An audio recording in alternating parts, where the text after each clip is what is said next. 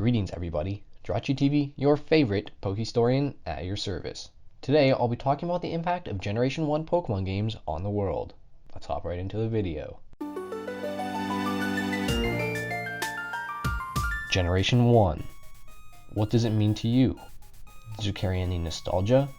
It does for many Pokemon fans, because this is a generation that introduced a lot of people to one of the most successful franchises on the planet. I'll begin with when the games were first released in Japan, as Pokemon Red and Green, followed by the third version at the time, Blue, and eventually joined by the special edition, Yellow.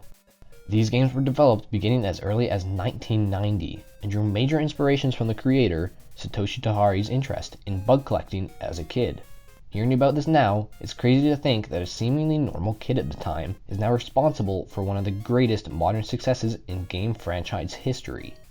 Satoshi is now the CEO of Game Freak, and has certainly left his mark on history. When attempting to create the English localization, Satoshi actually was denied permission to call the game Pocket Monsters in America, due to the completely unrelated Monster in My Pocket franchise already existing. It is for this reason that the game that we all know and love is now titled Pokemon. When Pokemon was released in English, it was also released in tandem with the anime, causing an immediate surge in popularity around the world. An interesting thing to note with the English release is that the titles were changed from the Japanese versions, originally Red and Green, to the games that we now know as Red and Blue. This was done as a nod to the same catchy methods found in Red and Green being combined with the slightly improved graphics of Blue version. Since I'm going to be saving the Generation 2 games for another video, let's move on to the next set of Generation 1 games, Fire Red and Leaf Green. I'll start 8 years after the release of Red and Blue.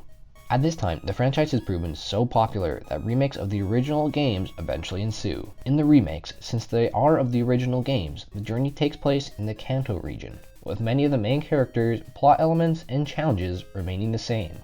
Although this is the case, there were some major quality of life changes that were included.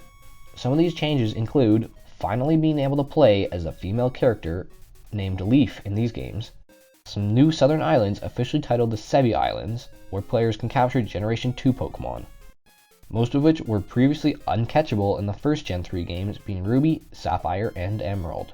There are a couple more small changes, but most are so small they're not worth mentioning. Overall, the games were a phenomenal addition to the Pokemon library and a very fitting remake for the Kanto region. Lastly, it's time to talk about the newest addition to the Kanto region, those being the Let's Go games.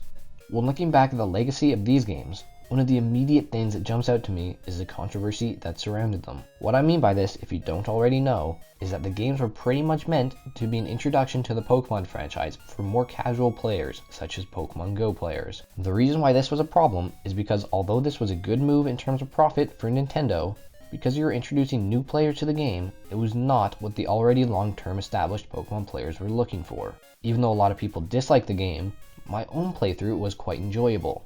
And that might just be because I'm a sucker for Generation 1 games, since those were my first games, but honestly, visiting a 3D Kanto region took my breath away at many of the spectacular recreations of the Kanto landscape. The story, although very similar to the original, is still quite effective, and with the removal of HMs, it makes the game flow a lot better.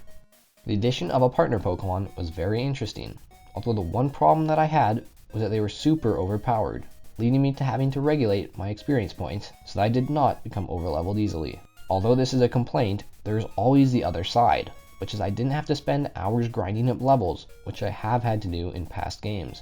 It was actually nice for a change that if I wanted a Pokemon on my team, I didn't have to fight an infinite amount of wild Pokemon to catch their level up. Now, I have been praising this game, but if I were to actually rate this game in relation to the past main series games, I would say that overall, it was probably a 6.5 out of 10. Now that I've gone over all of the Generation 1 games, I'm going to give my final rating out of 10 on this generation's impact on the franchise. Now, since this generation is what created Pokemon and introduced many long-term Pokemon fans to this franchise, I have an obligation to give this generation a 9 out of 10. The main reason that I did not give it a full 10 out of 10 is because although the first generation is what allowed the franchise to be what it is today, if you look at the actual new features and mechanics added in all the Gen 1 remakes, the creativity is lackluster in the follow-up games of the original Red and Blue. To wrap it up, I'm going to thank you all for watching the video. And in case that you haven't already subscribed, make sure to do so, because the Jirachi Gang is the coolest community on YouTube, and I would love if you joined it. That being said, I wish you all the best.